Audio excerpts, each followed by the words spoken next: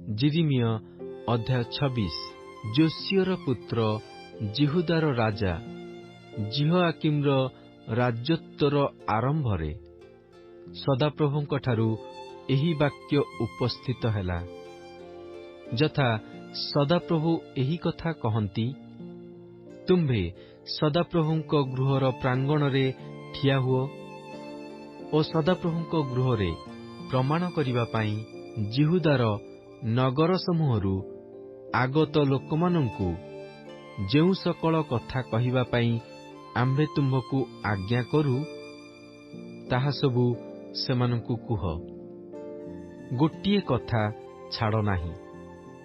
ହୋଇପାରେ ସେମାନେ ମନୋଯୋଗ କରି ପ୍ରତ୍ୟେକେ ଆପଣା ଆପଣା କୁପଥରୁ ଫେରିବେ, ତାହାହେଲେ ସେମାନଙ୍କ ଆଚରଣର ଦୁଷ୍ଟତା ହେତୁରୁ ଆମ୍ଭେ ସେମାନଙ୍କ ପ୍ରତି ଯେଉଁ ଅମଙ୍ଗଳ ଘଟାଇବାକୁ ମନସ୍ଥ କରିଅଛୁ, ତହିଁରୁ ନିରସ୍ତ ହେବା।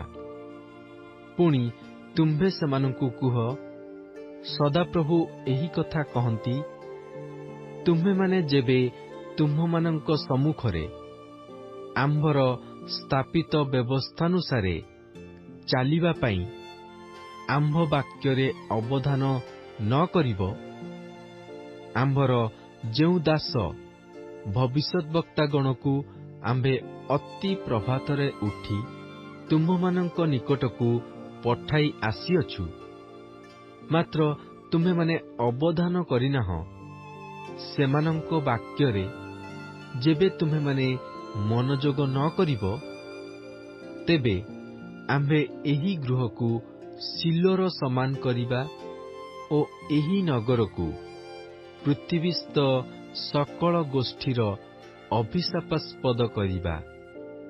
ପୁଣି ଯିରିମିୟ ସଦାପ୍ରଭୁଙ୍କ ଗୃହରେ ଏହିସବୁ କଥା କହିବାର ଯାଜକମାନେ ଓ ଭବିଷ୍ୟଦ୍ବକ୍ତାମାନେ ଓ ଲୋକ ସମସ୍ତେ ଶୁଣିଲେ। ଆଉ ଯିରିମିୟ ସମସ୍ତ ଲୋକଙ୍କ ନିକଟରେ ସଦାପ୍ରଭୁଙ୍କର ଆଜ୍ଞାପିତ ସକଳ କଥା କହିବାର ସମାପ୍ତ କଲା ଉତ୍ତାରେ ଯାଜକ ଓ ଭବିଷ୍ୟଦ୍ବକ୍ତାମାନେ ଓ ଲୋକ ସମସ୍ତେ ତାଙ୍କୁ ଧରି କହିଲେ, ତୁମ୍ଭେ ନିଶ୍ଚୟ ମରିବ।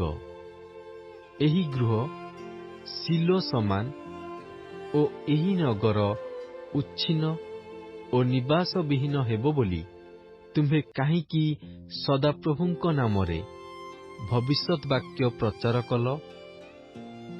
ଆଉ ସଦାପ୍ରଭୁଙ୍କ ଗୃହରେ ସମସ୍ତ ଲୋକ ଯିରିମିୟଙ୍କ ନିକଟରେ ରୁଣ୍ଡ ହେଲେ। ଅନନ୍ତର ଜିହୁଦାର ଅଧିପତିମାନେ ଏହି ସବୁ ବିଷୟ ଶୁଣି ରାଜଗୃହରୁ ସଦାପ୍ରଭୁଙ୍କ ଗୃହକୁ ଆସିଲେ ଓ ସଦାପ୍ରଭୁଙ୍କ ଗୃହର ନୂତନ ଦ୍ୱାରର ପ୍ରବେଶ ସ୍ଥାନରେ ବସିଲେ। ତହିଁରେ ଯାଜକମାନେ ଓ ଭବିଷ୍ୟଦ୍ବକ୍ତାମାନେ ଅଧିପତିମାନଙ୍କୁ ଓ ଲୋକ ସମସ୍ତଙ୍କୁ ଏହି କଥା କହିଲେ, ଏହି ମନୁଷ୍ୟ ପ୍ରାଣଦଣ୍ଡର ଯୋଗ୍ୟ, କାରଣ ସେ ଏହି ନଗର ବିରୁଦ୍ଧରେ ଭବିଷ୍ୟତ୍ ବାକ୍ୟ ପ୍ରଚାର କରିଅଛି। ଏହା ତୁମ୍ଭେମାନେ ସ୍ୱକର୍ଣ୍ଣରେ ଶୁଣିଅଛ। ତହୁଁ ଯିରିମିୟ ସକଳ ଅଧିପତି ଓ ସକଳ ଲୋକଙ୍କୁ ଏହି କଥା କହିଲେ, ତୁମ୍ଭେମାନେ ଯେ ସବୁ କଥା ଶୁଣିଅଛ, ସେହି ସମସ୍ତ ଭବିଷ୍ୟତ୍ ବାକ୍ୟ ଏହି ଗୃହ ଓ ଏହି ନଗର ବିରୁଦ୍ଧରେ ପ୍ରଚାର କରିବା ପାଇଁ ସଦାପ୍ରଭୁ ମୋତେ ପ୍ରେରଣ କଲେ। ଏହେତୁ ଏବେ ତୁମ୍ଭେମାନେ ଆପଣା ଆପଣା ଆଚରଣ ଓ କ୍ରିୟା ସୁଧରାଅ। ଆଉ ସଦାପ୍ରଭୁ ତୁମ୍ଭମାନଙ୍କ ପରମେଶ୍ୱରଙ୍କର ବାକ୍ୟ ମାନ। ତହିଁରେ ସଦାପ୍ରଭୁ ତୁମ୍ଭମାନଙ୍କ ବିରୁଦ୍ଧରେ ଯେଉଁ ଅମଙ୍ଗଳର କଥା କହିଅଛନ୍ତି, ତାହା କରିବାକୁ କ୍ଷାନ୍ତ ହେବେ। ମାତ୍ର ଦେଖ, ମୁଁ ତୁମ୍ଭମାନଙ୍କ ହସ୍ତରେ ଅଛି। ଯାହା ତୁମ୍ଭମାନଙ୍କ ଦୃଷ୍ଟିରେ ଉତ୍ତମ ଓ ଯଥାର୍ଥ, ତାହା ମୋ ପ୍ରତି କର।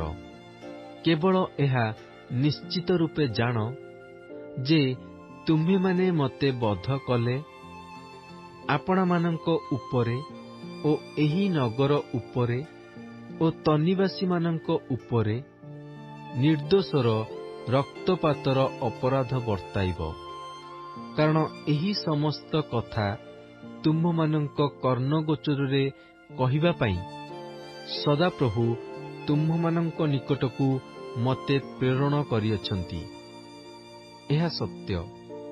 ତହିଁରେ ଅଧିପତିମାନେ ଓ ଲୋକ ସମସ୍ତେ ଯାଜକମାନଙ୍କୁ ଓ ଭବିଷ୍ୟଦ୍ବକ୍ତାଗଣକୁ କହିଲେ, ଏହି ମନୁଷ୍ୟ ପ୍ରାଣଦଣ୍ଡର ଯୋଗ୍ୟ ନୁହେଁ। କାରଣ ସଦାପ୍ରଭୁ ଆମ୍ଭମାନଙ୍କ ପରମେଶ୍ୱରଙ୍କ ନାମରେ ସେ ଆମ୍ଭମାନଙ୍କୁ କଥା କହିଅଛି। ସେତେବେଳେ ଦେଶର ପ୍ରାଚୀନ ବର୍ଗଙ୍କ ମଧ୍ୟରୁ କେହି କେହି ଉଠି ଲୋକମାନଙ୍କ ସମସ୍ତ ସମାଜକୁ ଏହି କଥା କହିଲେ, ଜିହୁଦାର ରାଜା ହିଜକିୟର ସମୟରେ ମୋରେଷ୍ଟିୟ ମିଖା ଭବିଷ୍ୟଦ୍ବାକ୍ୟ ପ୍ରଚାର କଲା। ଆଉ ସେ ଜିହୁଦାର ସମସ୍ତ ଲୋକଙ୍କୁ ଏହି କଥା କହିଲା, ସୈନ୍ୟାଧିପତି ସଦାପ୍ରଭୁ କହନ୍ତି, ସିଓନ କ୍ଷେତ୍ର ତୁଲ୍ୟ ଚଷାଯିବ ଓ ଜେରୁସାଲେମ ଢିପି ହେବ। ପୁଣି ଯେଉଁ ପର୍ବତରେ ମନ୍ଦିର ଅଛି ତାହା ବନସ୍ଥ ଉଚ୍ଚସ୍ଥଳୀର ସମାନ ହେବ। ଜିହୁଦାର ରାଜା ହିଜକିୟ ଓ ଜିହୁଦାର ଲୋକ ସମସ୍ତେ କଣ ତାହାକୁ କୌଣସି ମତେ ବଧ କରିଥିଲେ? ହିଜକିୟ କଣ ସଦାପ୍ରଭୁଙ୍କୁ ଭୟ କରି ସଦାପ୍ରଭୁଙ୍କର ଅନୁଗ୍ରହ ପ୍ରାର୍ଥନା କଲେ ନାହିଁ? ତହିଁରେ ସଦାପ୍ରଭୁ ସେମାନଙ୍କ ବିରୁଦ୍ଧରେ ଯେଉଁ ଅମଙ୍ଗଳର କଥା କହିଥିଲେ ତାହା କରିବାରୁ କଣ କ୍ଷାନ୍ତ ନୋହିଲେ? ଆମ୍ଭେମାନେ ଆପଣା ଆପଣା ପ୍ରାଣର ପ୍ରତିକୂଳରେ ଭାରି ଅମଙ୍ଗଳ କରୁଅଛୁ। ଆହୁରି ସଦାପ୍ରଭୁଙ୍କ ନାମରେ ଭବିଷ୍ୟଦ୍ବାକ୍ୟ ପ୍ରଚାରକାରୀ ଅନ୍ୟ ଏକ ବ୍ୟକ୍ତି ଥିଲା। ସେ କିରିୟତ୍ ଜିଆରିମ୍‌ସ୍ଥ ସମୟର ପୁତ୍ର ଉରିୟ।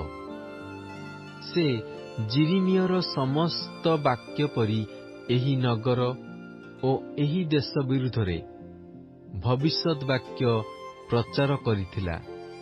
ତହିଁରେ ଜିହୋଆକିମ୍ ରାଜା ଆପଣା ବୀରମାନଙ୍କ ଓ ସମସ୍ତ ଅଧିପତିମାନଙ୍କ ସହିତ ସେହି କଥା ଶୁଣନ୍ତେ ରାଜା ତାହାକୁ ବଧ କରିବାକୁ ଚେଷ୍ଟା କଲା। ମାତ୍ର ଉରିୟ ଏହା ଶୁଣି ଭୀତ ହୋଇ ମିଶରକୁ ପଳାଇଗଲା। ତହିଁରେ ଜିହୋଆକିମ୍ ରାଜା ମିଶରକୁ ଲୋକ ପଠାଇଲା, ଅର୍ଥାତ୍ ଅକ୍ବରର ପୁତ୍ର ଇଲ୍‌ନାଥନ୍‌କୁ ଓ ତାହା ସଙ୍ଗେ ଅନ୍ୟ କେତେକ ଲୋକଙ୍କୁ ମିଶରକୁ ପଠାଇଲା। ତେଣୁ ସେମାନେ ଉରିୟକୁ ମିଶରରୁ ଆଣି ଜିହୋଆକିମ୍ ରାଜା ନିକଟରେ ଉପସ୍ଥିତ କରାଇଲେ। ରାଜା ତାହାକୁ ଖଡ୍ଗରେ ବଧ କରି ସାମାନ୍ୟ ଲୋକମାନଙ୍କର କବର ସ୍ଥାନରେ ତାହାର ଶବ ପକାଇଦେଲା। ମାତ୍ର ସାଫନ୍‌ର ପୁତ୍ର ଅହିକାମ୍ ଜିରିମିୟଙ୍କର ସପକ୍ଷ ଥିବାରୁ ହତ ହେବା ନିମନ୍ତେ ଲୋକମାନଙ୍କ ହସ୍ତରେ ସମର୍ପିତ ନୋହିଲା।